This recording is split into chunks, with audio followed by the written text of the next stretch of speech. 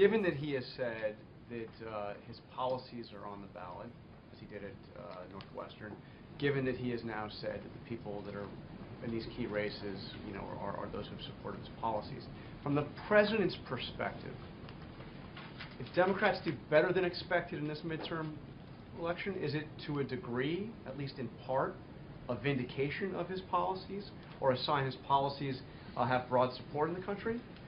And conversely, if he gets a shellacking, if Democrats get beaten badly in this midterm election, is that an indication that the president's policies have been, at least in part, repudiated? Good question, Jonathan Karl, to Josh Earnest at the White House press briefing yesterday. Welcome to Give Me Five.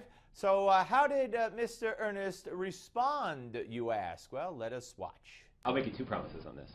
The first is that this is a question that will be asked of me many, many times when we're in this setting a day or two after the election. And at that point, I promise you that I will answer the question. Well, at that point, I fear, Josh, that you may spin a little bit. Yeah, he might spin a little bit. You never know. I mean, this is a good-natured back and forth, but Jonathan Karl persists.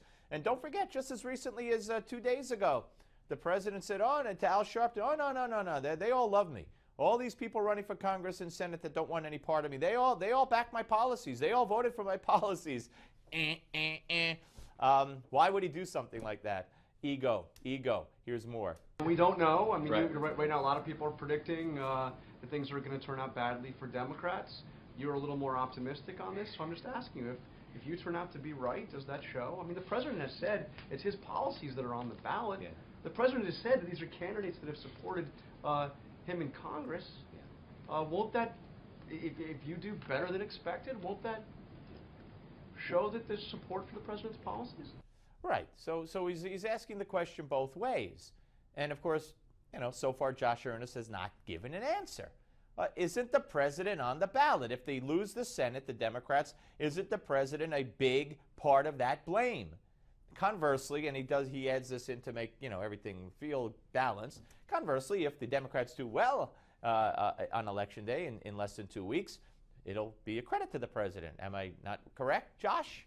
And it's like, you know, pulling teeth from Josh Earnest. Here's more. What I will say is this, is I am confident that if Democrats are able to hold on to the majority in the United States Senate, that there will be plenty of credit to go around. And I think somebody like the president, who has made an aggressive case for the policies that benefit middle-class families that so many Democrats support, I'm confident that the president will get his fair share of credit for that. I'm also confident that if things don't turn out the way that we hope and expect, that the president will get at least his share of the blame.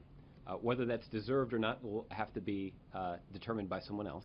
All right. I guess it will have to be determined by someone else. Maybe me, maybe you, maybe all of us together. All of us together.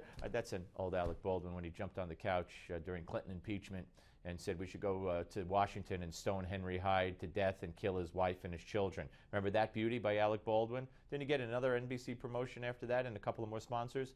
Yeah, I think so. Anyway, one more. You've certainly observed these election cycles more closely than I have over the years. And I think we would all agree that whoever is sitting in the Oval Office at the time that these elections take place gets some credit for the success and at least as much of their share of the blame if they don't go the way that person hopes. All right, so simple enough. I mean, look, obviously, now especially that the president has come out on 2 occasions and said, hey, these people love me. They voted for all my policies. You know, they support everything I'm doing. Just because they don't want me near them doesn't mean they don't love me. Now more than ever, if they lose the Senate and take a bath elsewhere in the House or whatever, it's going to be more than ever, because of these 2 statements, directly attributable, even more so, to the fact that the president is extremely unpopular. What could I say? Stay tuned now for your Newsmax Now update on the Steve Malzberg Show.